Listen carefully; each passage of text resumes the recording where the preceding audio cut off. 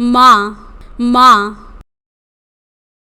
आज के समय में जहाँ लोग अपनों को नहीं पूछते हैं, वहाँ पे कुछ ऐसे लोग भी होते हैं जो जन सेवा के लिए अपना पूरा जीवन त्याग देते हैं। नमस्कार, मैं हूँ ज्योति और आप देख रहे हो पहल 24 और मैं बात कर रही हूँ पुष्पलता जी की।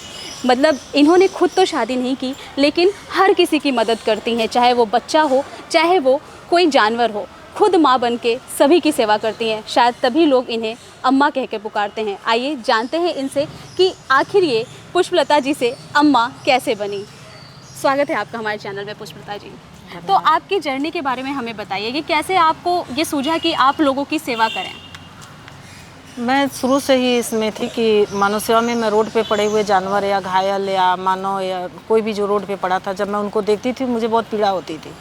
फिर मैं धीरे धीरे उन लोगों का शुरू की कि अगर ये पड़े हैं तो उनसे बात करना, उनका इलाज की आवश्यकता पड़ी तो उनको मैं ले आके इलाज कराया। धीरे धीरे मैं पूरी तरह से ही इसमें रम गई और पूरा जीवन ही मैंने समर्पित कर दिया मानव सेवा, जीव जंतु की सेवा में। तो कैसे कैसे लोग आपको मिलते हैं?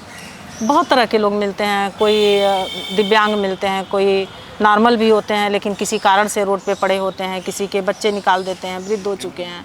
कुछ ऐसे भी बच्चे मिलते हैं जो बोलने में अक्षम है, बीमार हैं, कुछ नहीं बता पाते, भटक के आ जाते हैं। तो इसे अक्षम, बेसहारा, लावारिस, वृद्ध, हर तरह के लोग मिलते हैं। अच्छा, कोई ऐसी स्टोरी जो आपको लगा हो कि मतलब रूह कांप गई हो आपकी उसे देख के और आपको आज तक याद हो? ऐसी तो बहुत सारी चीज़ें हैं कि जो देख के रूह कांप जाती है। और जो भी रोड पे इस तरह से पड़े हैं, जो महीनों से रोड पे हैं, एक ही कपड़े में हैं, बिना खाए पिए, बिना शौच, समझ सकते हैं शौच वगैरह सब कपड़े में करके, इस तरह के बहुत सारे लोग मिलते हैं। लेकिन अभी एक घटना मुझे सबसे ज़्यादा याद आती है, जो चौरी चौरा में मैंने एक मैया के लिए फ़ोन आया था और मैं उनके रेस्क्यू के लिए गई थी वहाँ पे। और बहुत ही बीहड़ वो मंदिर था, वहाँ मंदिर पे थी, द्वार देवी मंदिर, वहाँ पे थी वो।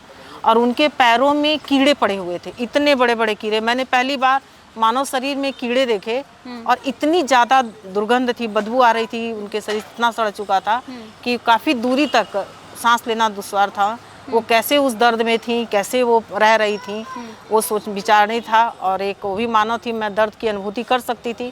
फिर भी मैं गई, उनको वहाँ से निकाल करके वहाँ से ले आई, उनका पूरा इलाज कराया और वो स्वस्थ हुई।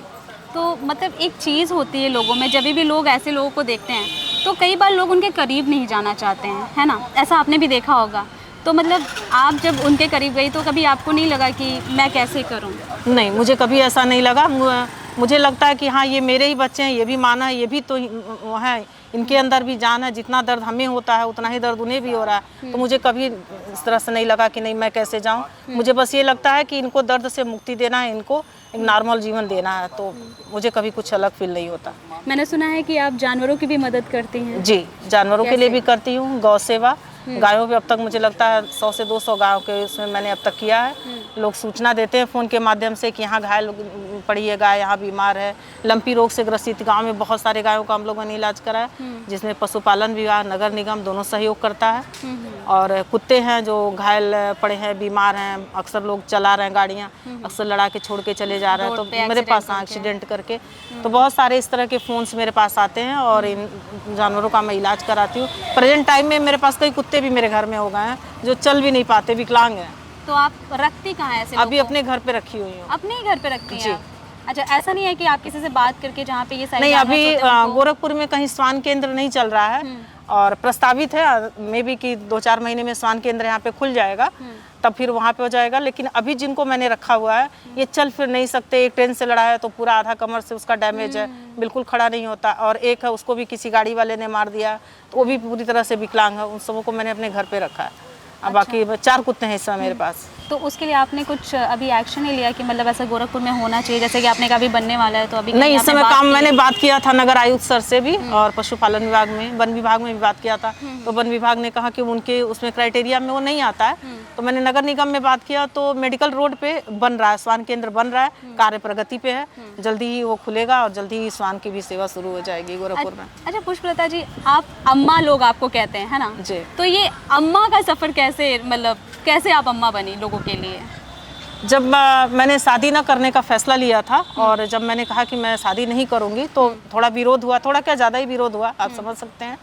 तो जब विरोध हुआ तो एक माता जी ने कहा था कि वो औरत ही कम नहीं पूरी होती जब वो माँ ना बने और उसको कोई माँ कहने वाला ना हो। तो मैंने ऐसे ही कहा था कि आपको 2 बच्चे माँ कहते हैं ना, एक दिन समय आएगा कि मुझे बहुत सारे बच्चे माँ कहेंगे। और आज वो दिन आ भी गया कि मुझे बहुत सारे लोग अम्मा कहते हैं और अम्मा नाम से जानी जा रही है। अच्छा, मतलब आप जहाँ भी जाते हैं, आप लोगों की हेल्प करते हैं तो लोग आपको अम्मा कहना शुरू कर दिए। जी। तो शायद इसे मैनिफेस्टेशन कहते हैं कि आपने बात करना, वही चीज़ें बोलना शुरू किया, तो शायद आपके जीवन में भी आ मैंने गया। उस चीज़ को ऐसे ही बोला था ना, ऐसा कुछ थॉट नहीं था उसमें प्रेजेंट टाइम में मेरे, लेकिन हाँ मैंने बोला, लेकिन बाद में मुझे लगा कि नहीं ये तो सही भी है कि हमने 2 को बच्चा अम्मा क्यों बोल रहा है कि आप उसको जन्म दिए हैं, प्रेम कर रहे हैं, तो अम्मा बोला। आप उसको भी प्रेम ना करिए तो नहीं बोलेगा, नाराज़ी होगा। तो आप जिसको भी प्रेम देंगे, आप मातृत्व का सुख दीजिए ना उस बच्चे को, तो आपको माँ ही तो बोलेगा। तो मैंने सबको वही, सारे वृद्ध हों या यंग हो या बच्चे हों, सबके अंदर मुझे बच्चा ही दिखता है और मैं बच्चे की तरह मैं बेटा ही बोलती भी हूँ और बेटे की तरह ट्रीट भी करती हूँ। तो जो भी आपको मिलता है आप उससे अडॉप्ट कर लेती हैं। जी। अच्छा, तो जो लोग आपको देख रहे हैं उनसे क्या कहना चाहेंगे आप? बस यही कहना चाहूँगी कि आप लोग अपने माता पिता को इस तरह से ना छोड़ें, लग रहा है क्योंकि बहुत सारे मुझे वृद्ध ऐसे मिल रहे हैं जिनके बच्चे ही ला के छोड़ के चले गए हैं। इस समय मेरे पास कई लोग मौजूद हैं जो उनके बच्चे छोड़ गए हैं, वो जाना नहीं चाहते घर पे। तो ना छोड़ें, उनको अपने पास रखें, सेवा करें। और घर में अन्य भी बच्चे हैं या यंग हैं, अगर वो किसी रोग से ग्रसित हैं, किसी भी तरह से बोलने में अक्षम है या मानसिक रूप से उनकी थोड़ा सा दिक्कत है, तो उनको इस तरह से घर से छोड़ने की बजाय उनका दवा कराएं, उनको अपने पास रखें, उनकी सेवा करें, उनको रोड पे ना छोड़ें। और अगर आप रखने में अक्षम है तो आप मेरा नंबर ले लें और मुझे कॉल कर दें, मैं उनको लाऊंगी, रखूँ। रोड पे छोड़ने की बजाय आप मुझे दे दें। क्या कांटेक्ट, अगर कैसे कांटेक्ट करें आपसे? वो मेरा नंबर है 8707243476। आप इस नंबर पे कॉल करके मुझे बता सकते हैं, मैं जा करके खुद लाऊंगी, खुद रखूँगी। ठीक है।